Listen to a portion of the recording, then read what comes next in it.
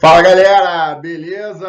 Vamos para mais uma aula de geografia. Hoje vamos falar de alguns assuntos bem interessantes, dando continuidade na última aula, nos assuntos da última aula. O que a gente viu na última aula? Espero que você tenha assistido. Se não assistiu, tem que assistir. Vou deixar aqui no card para você, para facilitar a sua vida. Vamos lá. Na última aula a gente começou a falar sobre a teoria da deriva continental. Falamos de todo o processo de placas tectônicas e começamos a falar sobre os movimentos. Inclusive, na última aula, falamos sobre o movimento divergente e o movimento transformante e as suas consequências.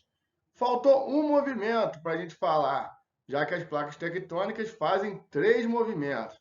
Falamos do divergente, falamos do transformante e faltou a gente falar exatamente dos movimentos convergentes e as suas consequências, que vamos falar na aula de hoje. Questão da orogênese, os abalos sísmicos e o vulcanismo. São assuntos que despertam o interesse de muita gente, são assuntos legais de falar, legais de conversar e vamos aprender isso na aula de hoje. Beleza?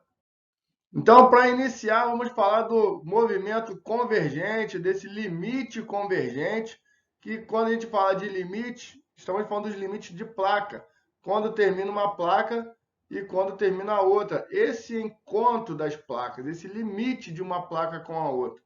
O limite convergente é quando as placas, então, se movimentam uma em direção à outra. Elas encontram-se, chocam-se, exercendo uma grande pressão e força. Então é quando as placas elas estão indo uma de encontro à outra, beleza? Já quero iniciar a aula dizendo que, na verdade, essas placas elas já estão encostadas, né? Muita gente tem a ideia de que as placas elas ficam fazendo esse movimento de encontro, como se ela se afastasse e encontrasse de novo. Isso não existe.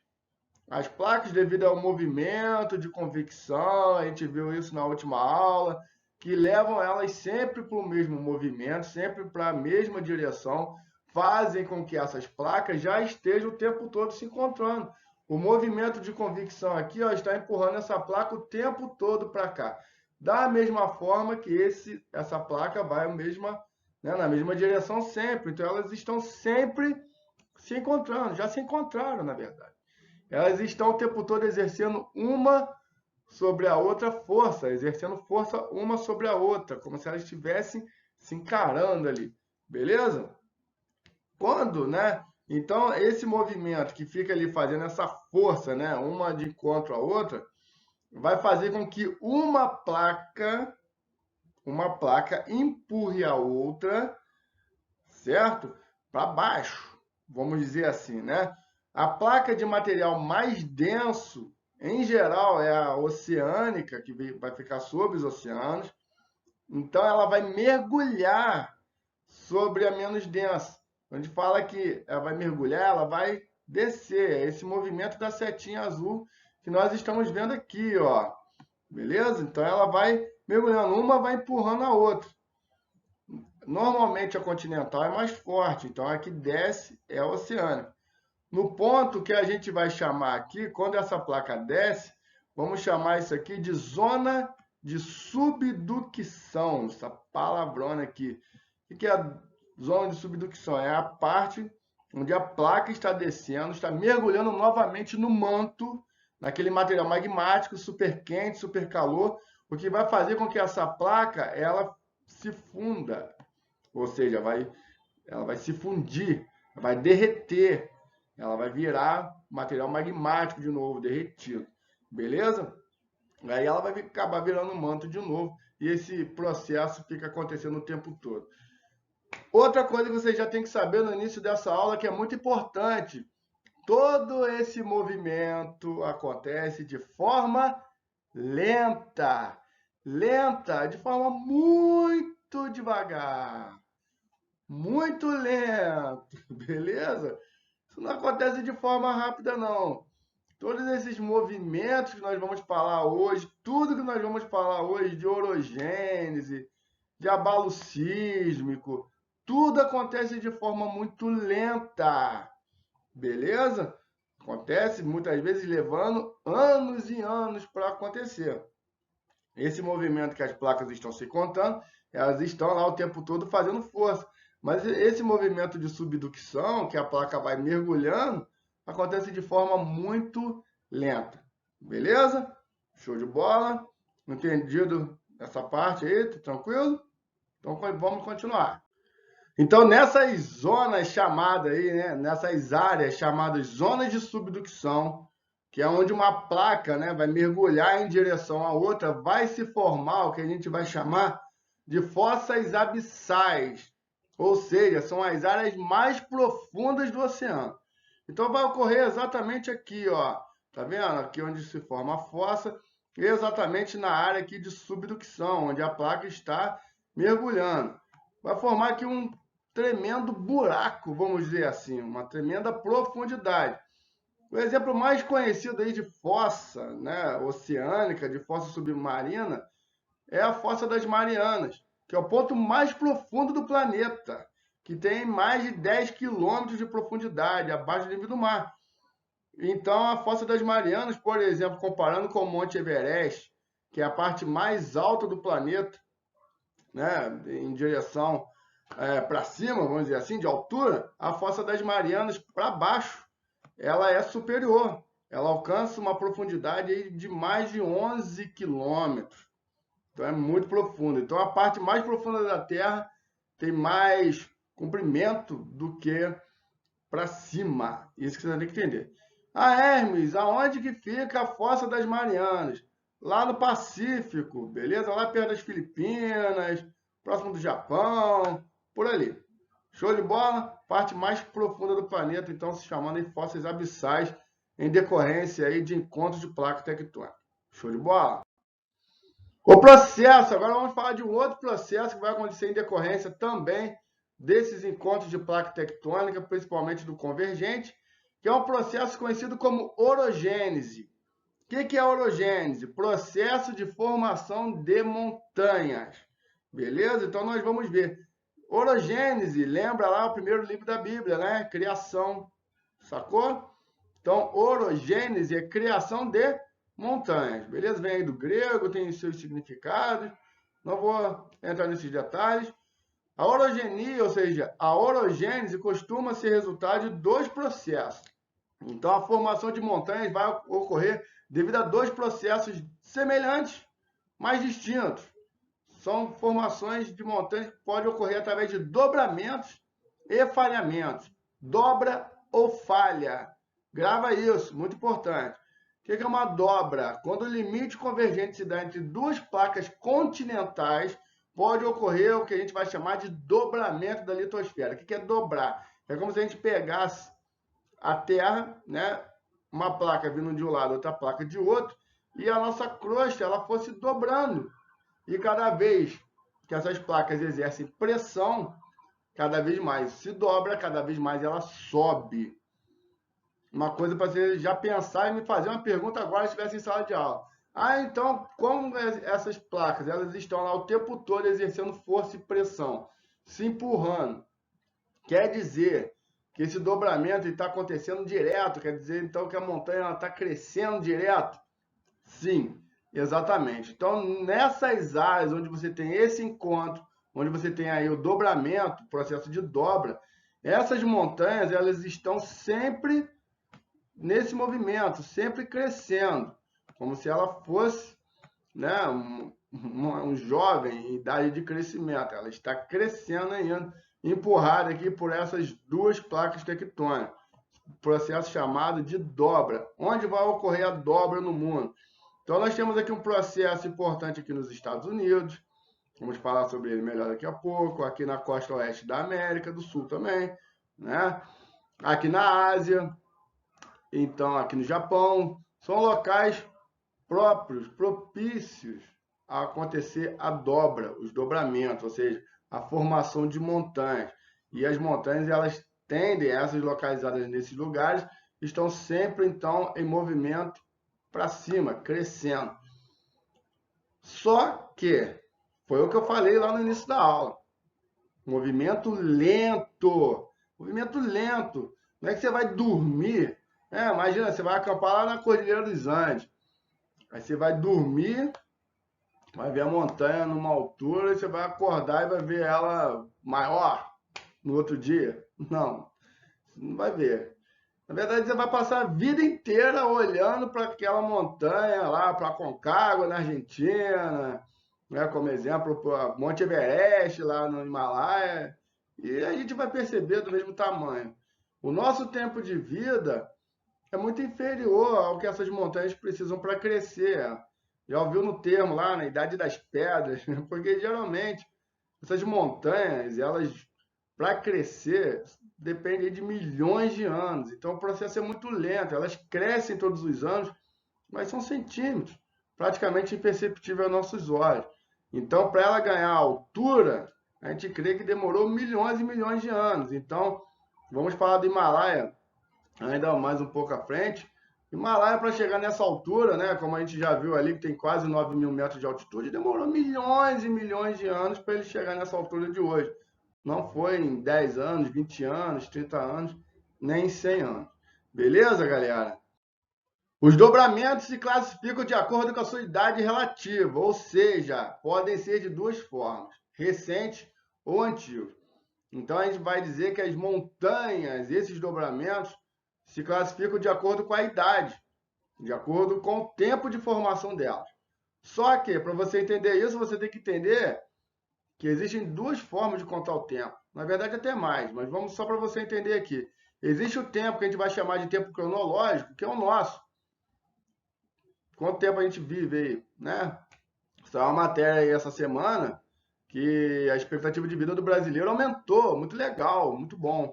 Vamos estudar isso no ano que vem. Mas a idade do brasileiro, a expectativa de vida média do brasileiro hoje é 76 anos. Muito bom, muito legal. Mas nem se compara à idade das pedras que nós vamos ver aí, a idade das montanhas que nós vamos ver, na verdade, né? Porque um dobramento, para ser considerado recente, ele teve a sua origem há pelo menos de 2 a 65 milhões de anos atrás. Isso é considerado uma montanha jovem, uma montanha recente, um dobramento moderno. Ele tem aí de 2 a 65 milhões de anos. Foi formado no tempo que a gente vai chamar aqui no período terciário, que é esse aqui, ó, que pode variar de 65 milhões de anos até aqui 2 milhões de anos. Beleza? Outra forma de você identificar uma montanha jovem, moderna, às vezes vai se referir à era. Ah, a montanha, vou pegar aqui, ó, um pretinho, para você entender melhor. Aqui, ó, uma era cenozoica. Ah, a montanha da era cenozoica. Isso pode ser matéria de prova, tá? Não só minha, como Enem, vestibular. Um dobramento originado da era cenozoica tem de ser moderno, recente, apesar de ter 65 milhões de anos, é considerado recente, beleza? E como eu disse, mesmo que a sua formação demore milhares ou milhões de anos para ocorrer, são jovens do ponto de vista geológico, é um tempo geológico. Então, como eu estava dizendo, existe o tempo cronológico, que é o nosso, a gente vive aí 70, 100 anos, né? E uma pessoa de 100 anos é considerada o quê? Idosa, né? 80 anos é idosa, mas uma montanha de 80 anos nem se formou, né? Quer ter que ter no mínimo aí 2 milhões, 60 milhões de anos. E essas montanhas ainda são consideradas jovens. Olha aí. E é legal, né? Porque a gente pode comparar com o ser humano. Um ser humano jovem, né? Uma criança de 11 anos, 12 anos, ela ainda está em fase de crescimento, crescendo. Ela é jovem. E uma montanha jovem também cresce. Olha que legal. Né? Uma montanha dessa aí do terciário, como a gente viu ali, de acordo com o movimento convergente, ela ainda está em fase de crescimento. Mas lento, de forma lenta. Não é que você vai olhar para a montanha hoje de um tamanho e amanhã você vai ver ela enorme, cresceu de um dia para o outro. Não é isso, né? E as montanhas consideradas antigas, né? Elas são originadas pelo menos aqui na era pré-cambriana. Então ela vai ter aqui de 2 a 4 bilhões de anos. Bilhões. Isso é velho no tempo geológico. Beleza? É uma coisa antiga no tempo geológico, tem 2 a 4 bilhões de anos. Sacou? E uma coisa recente, uma montanha jovem, ela tem aí de 2 a 60 milhões de anos. Então essa é a diferença. Como eu disse, quando a gente estuda geologia, aspecto geológico, fica muito ligado no tempo. Tudo é muito devagar. Tudo demora muito. Show de bola? Quais são os principais dobramentos recentes, então, que a gente tem pelo mundo, né? Olhando o mapinha aí, é só olhar os encontros de placa tectônica convergente. Então, nós vamos ter aqui na Ásia o Himalaia, né, onde tem o Monte Everest, né? Quando a gente fala de Himalaia, então estamos falando de uma cordilheira. O que é uma cordilheira do Himalaia? Cordilheira são várias montanhas, várias. Uma delas, que é a maior de todas, se chama aí Everest. Claro que você tem o K2, tem outras montanhas um pouco mais baixas, mas todas elas muito altas. A Cordilheira do Himalaia é a cordilheira mais alta do mundo. Beleza? Aqui na América do Norte, costa oeste dos Estados Unidos, nós vamos ter as Montanhas Rochosas. E outro exemplo, aqui na América do Sul, bem no oeste, ali no Chile, no Peru, na Colômbia, nós vamos ter aí a Cordilheira dos Andes. Por isso que a maioria dos países ali são conhecidos como países andinos, devido aí à Cordilheira dos Andes. Beleza? E os dobramentos antigos, quais são os principais? Vamos ter, né, os mais famosos, embora tenham muito mais. Aqui nos Estados Unidos, agora na costa leste dos Estados Unidos. Na costa oeste, cordilheira aí das Montanhas Rochosas. No lado leste dos Estados Unidos, nós vamos ter aí os Montes Apalaches. E aqui na Ásia, esses montes, né, essas montanhas antigas, que são muito importantes porque elas são responsáveis por dividir a Europa da Ásia, né, já que é um grande continente contínuo, um bloco de terras contínuo. O que vai separar a Europa da Ásia é basicamente aqui os Montes Urais, que fica lá na Rússia. Uma parte da Rússia, depois dos Montes Urais, é asiático, outra parte é europeia. Show de bola? A orogenia também pode ocorrer por outro processo, como a gente já falou no início da aula. Ocorre através de dobramento, mas pode ocorrer através de falha ou falhamento. É um processo menos comum de ocorrer. Quando ocorre o falhamento, você tem um movimento lateral, beleza? E aí, ao invés de ocorrer a dobra, muitas vezes a rocha ela não tem tanta força, né? Tanta resistência, e ao invés de ela subir, ela acaba descendo. E aí você vai ter aí a formação aí de falhas, ou seja, dá para ver aqui, né, que aqui era um bloco de rocha e ela, a continuidade dela desceu, ou seja, ela desceu exatamente por falta de resistência. E aí você tem grandes declividades, beleza? Quando você tem geralmente falhas geológicas, você tem aqui grandes declividades, formando aí grandes escarpas, serras em alguns lugares, beleza? Agora, nesses encontros de placa convergente, né, que vai ficar ali uma placa exercendo pressão sobre a outra, é possível que essa tensão gerada pelo esse encontro possa se acumular aí por décadas, séculos, muito tempo. E esses blocos de rocha, eles podem ali se quebrar, podem se acumular, né? Na verdade, se acomodar. Esses blocos estão ali, se encontrados. Então, algumas vezes eles podem se mexer, uma placa empurrar a outra, né? Elas estão ali exercendo pressão. Às vezes, essa acomodação pode acontecer de forma violenta. E aí o que pode gerar um grande abalo sísmico. Aí que nós estamos chegando lá na parte dos terremotos. Mas veja bem, abalo sísmico pode acontecer de duas formas. Beleza? Quando a gente fala de abalo sísmico, quando nós falarmos de abalo sísmico, a gente está falando que pode ser um terremoto ou pode ser um tsunami. Então vamos entendendo abalo sísmico simplesmente como esse abalo que vai dar na crosta, beleza? essas acomodações, rupturas que se dão lá em grandes profundidades, se dão lá no subsolo, num local que a gente vai chamar aqui de hipocentro, beleza? No qual libera essa tensão acumulada. Então, nós temos aqui as placas se encontrando e temos ali exercendo a pressão, e lá no subsolo, onde essa, né, onde essa placa mexeu, onde ela se acomodou, empurrou um pouquinho a outra, vai gerar aqui, ó, vai gerar o que a gente vai chamar de abalo sísmico. Ela vai estremecer a litosfera.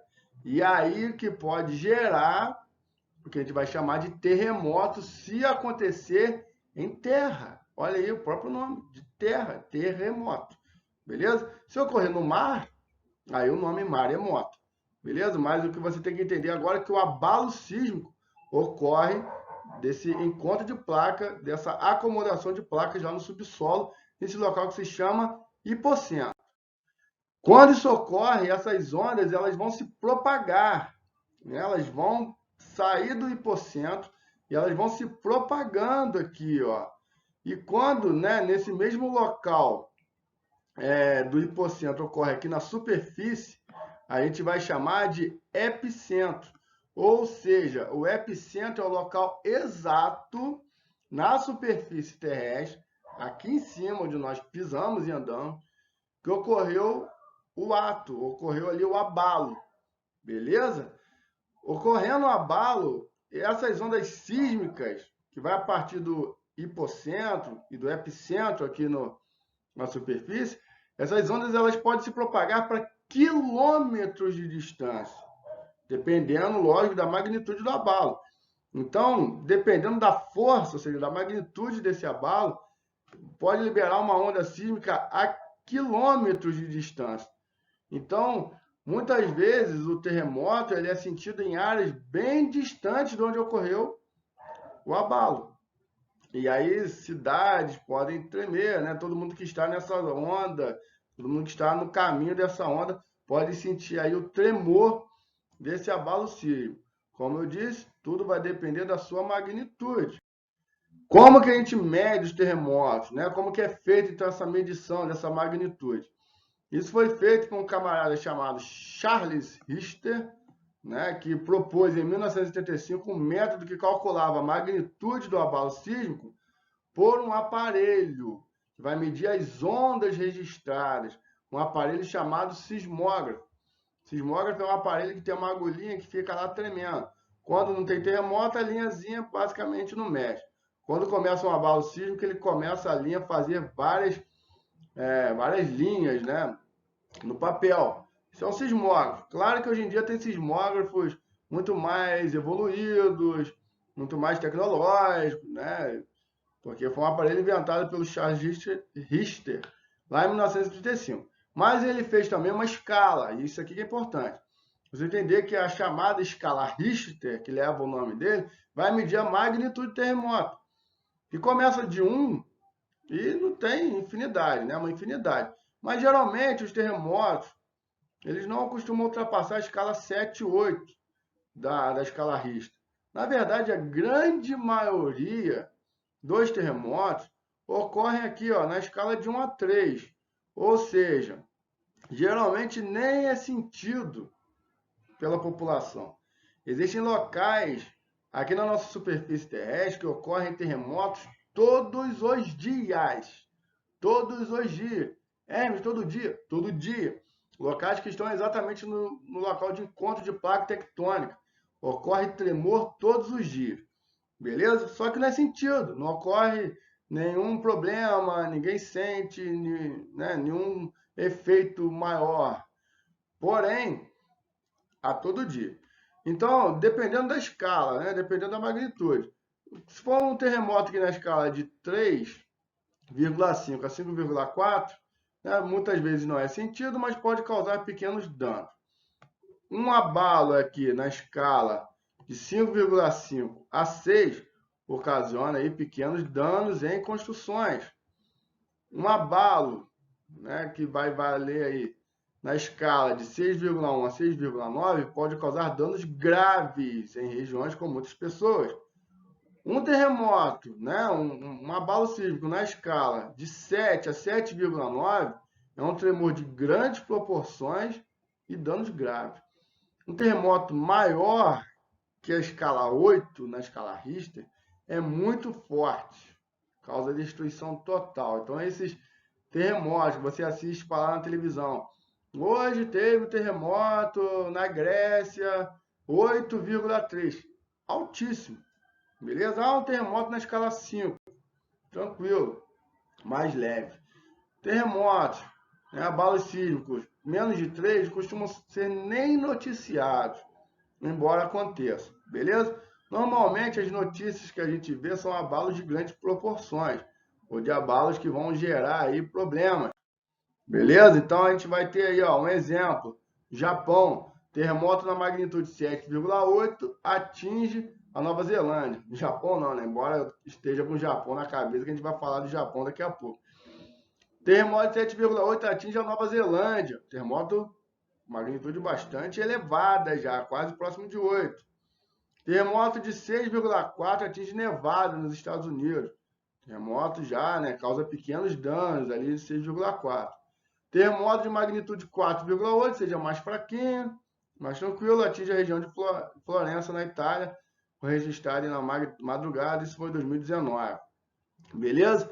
Então, alguns terremotos de diferentes magnitudes. Como eu estava dizendo para vocês, tem terremotos de várias magnitudes, e os de 0 a 3 basicamente não são sentidos, e é muito comum no Japão, que tem terremotos praticamente todos os dias, e a população vive levando uma vida normal, muitas vezes sem perceber.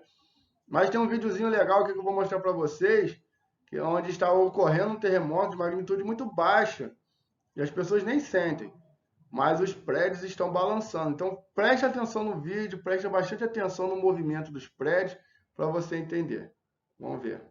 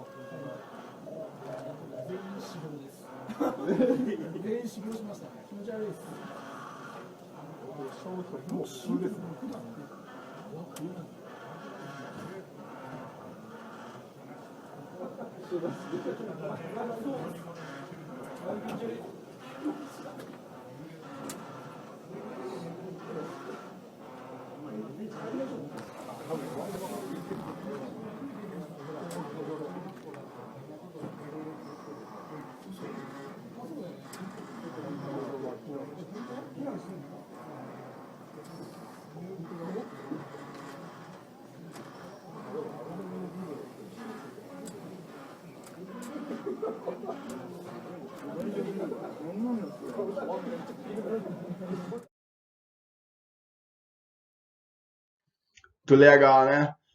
Deu para perceber? Tem que prestar atenção com calma ali para ver os prédios devagarzinho, se mexendo. Isso ocorre diariamente no Japão, né? Eu vou explicar por que o prédio não cai, mas é porque o Japão ele se encontra exatamente aqui, ó, exatamente no local de encontro de placas tectônicas. E aí terremotos basicamente todos os dias. Mas o Japão ele possui, principalmente as construções mais novas, ele possui tecnologia para isso. Ele possui basicamente molas, né, amortecedores debaixo dos prédios, onde vai fazer com que os prédios possam balançar, sentir o abalo, mas ele não venha a cair, venha a ocorrer aí um grande desastre. Mas é muito comum no Japão. Beleza? Tá aí a mola, né? Mais uma aí só para você ver aí que vai fazer todo aquele movimento. E aí você pode fazer uma pergunta, né? Todo aluno me faz essa pergunta. Hermes, pode haver terremotos no Brasil? Já existiu terremoto no Brasil?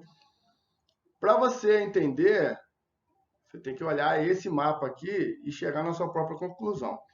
Quais os locais mais propícios de ocorrer terremoto?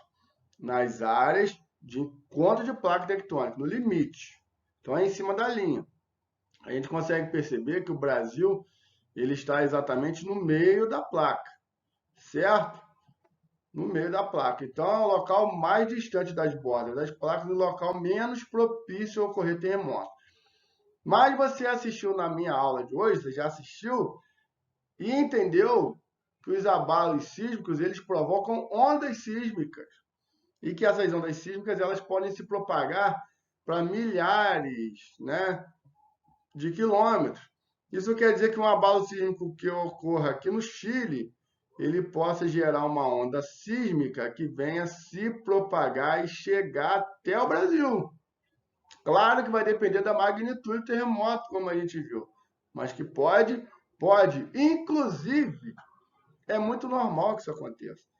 Inclusive, acontece praticamente todos os anos. Então, a gente tem aí, ó, Mato Grosso, onde está Mato Grosso, já mais próximo da Bolívia, do Paraguai, né, já mais próximo da Cordilheira dos Andes.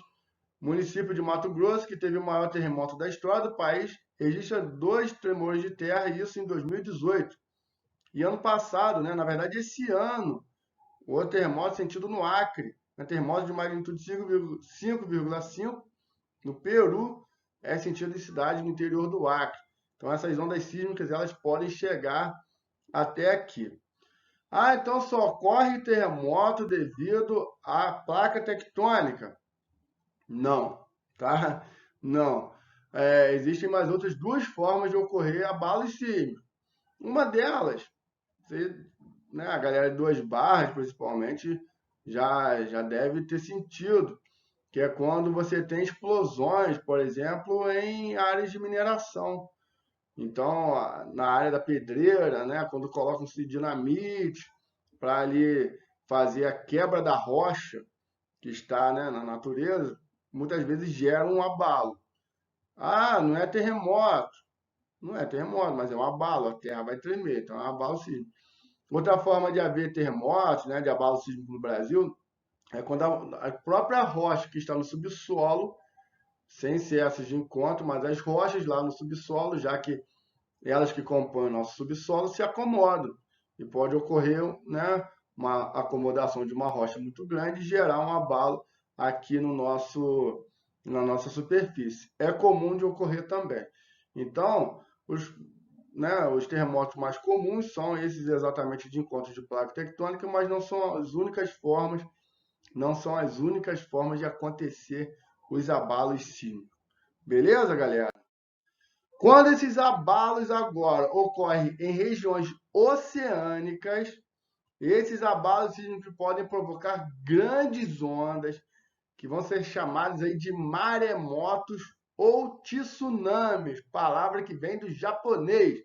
Então, na aula de geografia, você aprende até a falar japonês, meu irmão. É, brincadeira, né? Mas o tsunami é uma palavra em japonês que significa aí maremoto.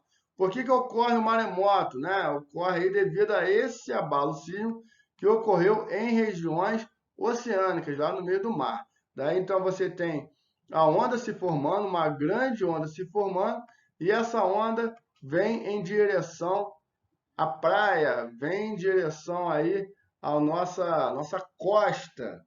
E aí pode provocar grandes problemas, grandes destruições, né, principalmente para as áreas costeiras. Inicialmente, essa onda, né, ela é muito pequena, poucos centímetros, mas uma velocidade muito grande, quando ela está lá no meio do mar, principalmente. A velocidade pode chegar aí a 700 km por hora. Quando ela chega em locais mais rasos, mais próximos da praia, aí já ela vai perder velocidade, ela vai ficar mais lenta, porém ela vai ganhar altura, vários metros de altura. Então, a grande questão do tsunami é que ela vem com muita força e ela vem muitas vezes com uma altura muito grande. Aí ela invade cidades, invade né, áreas costeiras e pode gerar muitos problemas. Tivemos 2 tsunamis na história mais recente da humanidade, né? Sempre houve tsunami, mas na história mais recente, um em 2011 no Japão, que inclusive um desses tsunamis atingiu uma usina nuclear de Fukushima, gerou grandes problemas para o Japão. E um em 2004 na Indonésia, esse foi de grande magnitude, matou muita gente, gerou muitos problemas na Indonésia e alguns países próximos. Beleza? Para entender melhor aí a questão dos tsunamis e a formação deles, vou mostrar mais um videozinho para vocês para ajudar a ilustrar isso. Vamos lá. Por que os terremotos acontecem? A camada mais externa da Terra, a crosta terrestre, é formada por várias placas, como num quebra-cabeça. E essas placas se movimentam, ora se afastando uma da outra, ora se trombando uma com a outra, né? Quando chega a um limite a ponto de romper as estruturas, as rochas, de quebrar, de falhar, há a liberação dessa tensão. É nesse momento que acontece um terremoto. 90% dos terremotos acontecem nas bordas dessas placas tectônicas. O Japão fica bem onde 2 delas se encontram. E todo terremoto é seguido de um tsunami, como aconteceu sexta-feira? Quando a liberação das tensões de um terremoto que ocorra o epicentro no mar é suficiente para formar grandes ondas, pode ocorrer tsunami. Às vezes não é suficiente, na maioria das vezes não é. Mas quando é, formam-se ondas que se propagam em várias direções. A onda de tsunami, quando é formada em alto mar, ela tem características de ter um grande comprimento da ordem de 700 km, 600, 700 km, e a velocidade com que ela se propaga, ela chega até 700, 800 km por hora. Em alto mar, a altura dessa onda é da ordem de 30 centímetros, mas à medida que ela avança para o litoral, a frente dessa onda, sentindo o fundo, o atrito faz com que ela perca a velocidade e ela começa a diminuir seu comprimento e ganhar altura. Ao chegar a 4 metros de profundidade, a velocidade dela diminui para 20 km por hora. Em compensação, a altura dela vai ganhando contornos de 8, 10 metros, como se fosse um estouro de uma manada de elefantes. Os elefantes da frente vão perdendo velocidade, contudo, os elefantes de trás vão avançando e vão acumulando energia. E aí, chegando a 20 km por hora, praticamente não se segura mais nessa onda. E daí é que ela tem energia suficiente de levar navios, levar carros, lixo, entulho. O terremoto no mar do Japão foi o mais forte daquele país. Atingiu magnitude 8,9 na escala Richter, o suficiente para, como se viu, provocar um tsunami. Mas, o que significa 8,9 pontos de magnitude? A medida dessa energia liberada. Quando a gente fala que teve 5 na escala Richter, significa que é 10 vezes mais daquele 4, que a escala é logaritmo, não é escala normal. Então esse terremoto que teve no Japão, 8,9, é 10 vezes mais do que o 7,9. E quase 100 vezes mais do que 7 pontos, a magnitude do que destruiu parte do Haiti no ano passado. O do Haiti teve o epicentro em terra, o desta semana foi no mar. Foi o mais forte do Japão e o 5º da história mundial. O do Chile, também no início do ano passado, atingiu 8,8 na escala. Dá a impressão de que os terremotos estão cada vez mais frequentes. Será verdade? Não. A média de ocorrência de grandes terremotos tem permanecido constante, segundo os dados de longo prazo do USGS, a Agência Americana de Pesquisas Geológicas. Por que nos últimos anos a gente percebe mais esse tipo de coisa? Devido à globalização e à grande capacidade de comunicação que o homem tem, qualquer problema que aconteça em qualquer parte do globo é rapidamente transmitida para todos. Galera, loucura, né? Essa parada aí do tsunami. Esse foi o exemplo que eu dei para vocês que ocorreu no Japão em 2011. Como você viu no vídeo, ocorreu na magnitude 8,9 na escala Richter. Então é muito forte. Ocorreu lá no meio do mar, acabou ocasionando um tsunami de grande proporção, de grande magnitude. Houve aí uma grande destruição no Japão. Beleza? Vamos encerrar a aula agora, né? Partindo para o final da aula, vamos falar do vulcanismo. O que é o vulcanismo? O processo pelo qual o material magmático, ou seja, aquele material que está lá embaixo, lá no manto, chega até a nossa superfície e aí ele passa a ser chamado de lava. Então, vulcanismo é o processo, tá? em que ocorre aí o magma saindo do manto e chegando na superfície. Quando a gente fala de vulcão, na verdade é a formação física, ou seja, essa abertura na Terra por onde o magma passa. E aí chega na superfície, o magma passa a se chamar aí vulcão. O vulcão, né, o vulcanismo é uma atividade que desperta o interesse de muita gente. Muita gente acha muito lindo, o fenômeno da natureza muito lindo. Tem pessoas que rodam o mundo atrás de erupções vulcões para ver, né, muitos estudiosos. Mas o fato é que o vulcão ele é uma atividade também muito destruidora, né? E os locais próximos, né, as cidades próximas do vulcão podem sofrer aí algumas consequências grandes, né, dependendo aí da erupção vulcânica.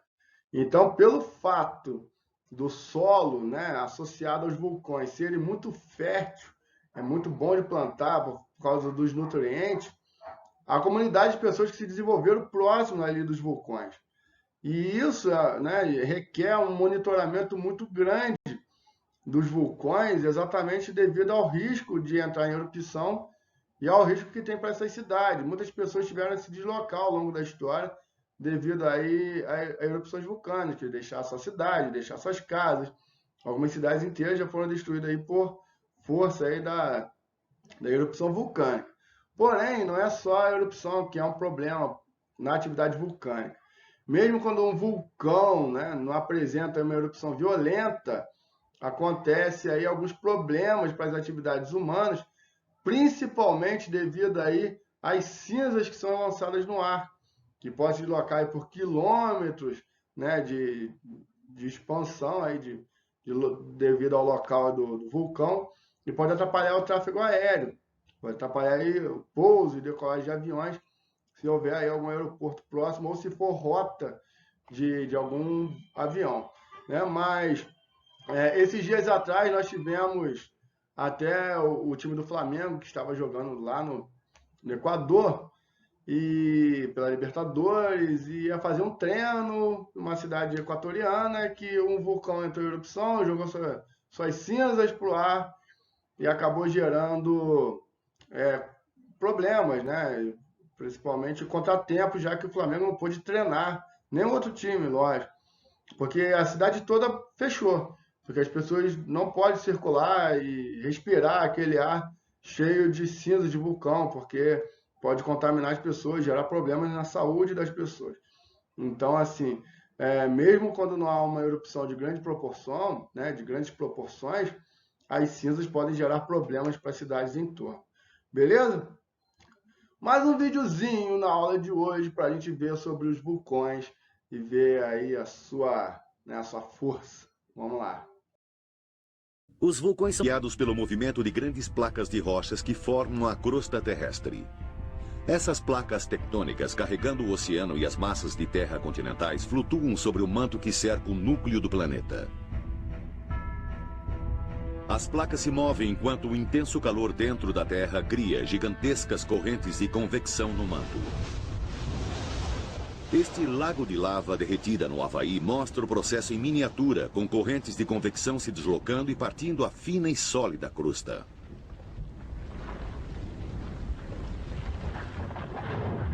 Um tipo de vulcão ocorre onde essas correntes sobem para a superfície.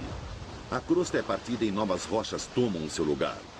Isso ocorre em grandes cumes no meio dos oceanos. O magma novo vem diretamente do manto, que fica nas profundezas da Terra. Ele é líquido e se chama basalto. Quando os vulcões se formam, eles frequentemente criam ilhas como a Islândia e as Ilhas Canárias no Oceano Atlântico. A rocha líquida sai para a superfície e flui para fora do vulcão na forma de lava.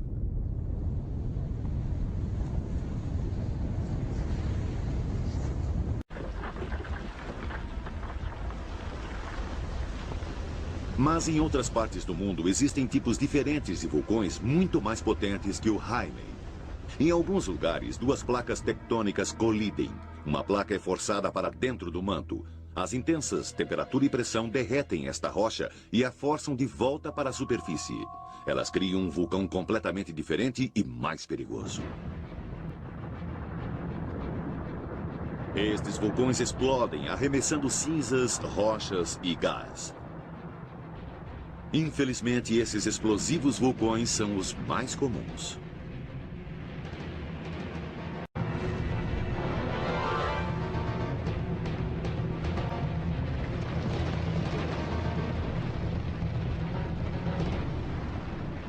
O Monte Sakurajima é apenas um vulcão de uma grande cadeia que se estende à volta da orla do Oceano Pacífico.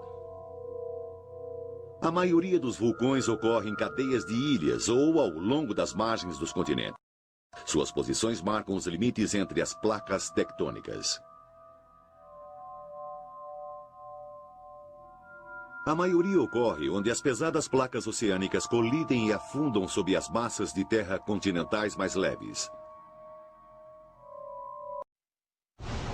Segundo a lenda, a deusa Pele descansa sob a grande ilha do Havaí. Em 1983, ela acordou, como faz periodicamente. Kilauea nasceu para a vida.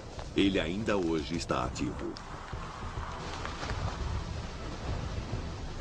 Em 1991, o fluxo de lava desceu do vulcão através da floresta tropical. A cidade de Calapana estava em seu caminho. A lava se moveu lentamente e frequentemente, fazendo pausas de alguns dias, mas ela não podia ser detida.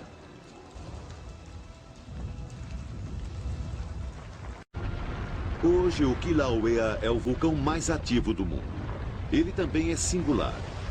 As ilhas do Havaí só existem devido à presença de um ponto de calor profundamente incrustado no manto da Terra sob o Oceano Pacífico.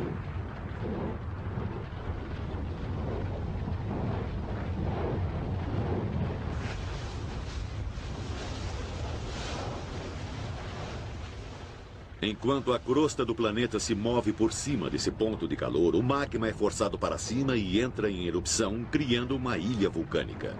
A crosta se move, o vulcão lentamente morre e um novo vulcão se forma sobre esse ponto de calor. O Kilauea é o mais recente resultado desse processo. Sua lava é muito líquida e frequentemente forma longos rios que fluem em direção ao mar.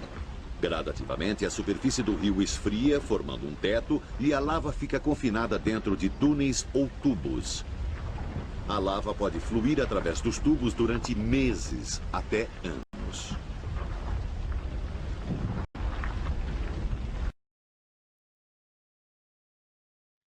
Então, galera, o vídeo serviu aí para a gente relembrar algumas coisas que nós vimos na última aula.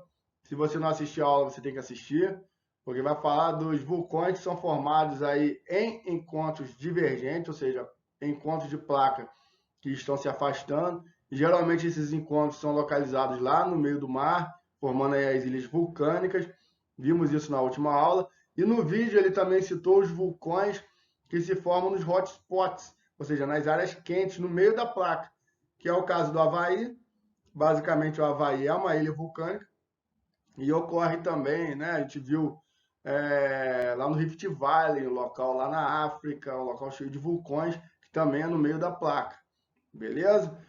Mas os vulcões que têm mais força, que são mais violentos, são os vulcões que ocorrem em encontro convergente. É o que a gente viu na aula de hoje. Então, os vulcões, tirando dos hotspots que estão localizados no meio da placa, a dinâmica dos vulcões, né, os vulcões, a maioria, ocorre diretamente em áreas de placas tectônicas, geralmente nas bordas das placas, seja movimento divergente ou convergente.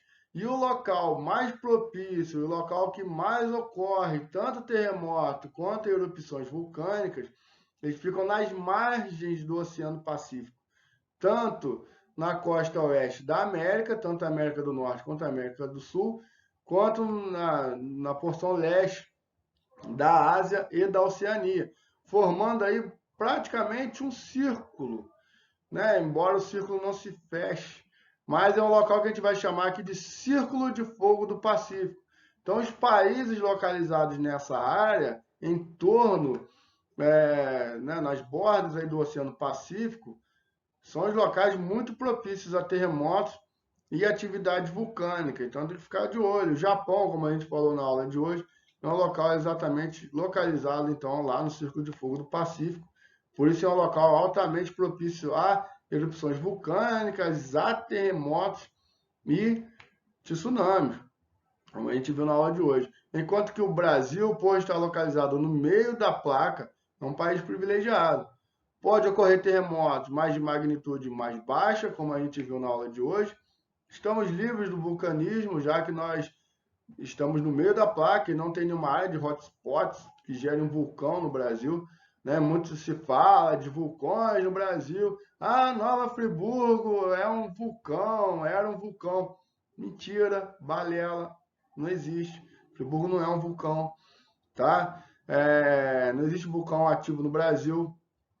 E o Brasil também está livre de tsunamis, exatamente porque esse encontro de placas tectônicas aqui, né, à frente do Brasil, vamos dizer assim, é um encontro divergente, ou seja, as placas aqui elas estão se afastando e não se chocando. Então não vai gerar um atrito, um abalo lá no meio do Oceano Atlântico que vai chegar até aqui. Então, de certa forma, o Brasil é um país privilegiado perante esses fenômenos da natureza que nós vimos na aula de hoje. Beleza, galera? Ó, grande abraço para vocês, grande beijo, tamo junto. Espero que você tenha aprendido bastante com essa aula e assim como todas as outras aulas, foram feitas com muito carinho, muita dedicação para que você aprenda aí bastante conteúdo. Beleza, galera? A gente vai se falando. Qualquer dúvida, lembrando, pode me mandar uma mensagem no WhatsApp ou deixa aqui mesmo no YouTube que eu vou procurar respondê-lo. Valeu, galera. Até a próxima.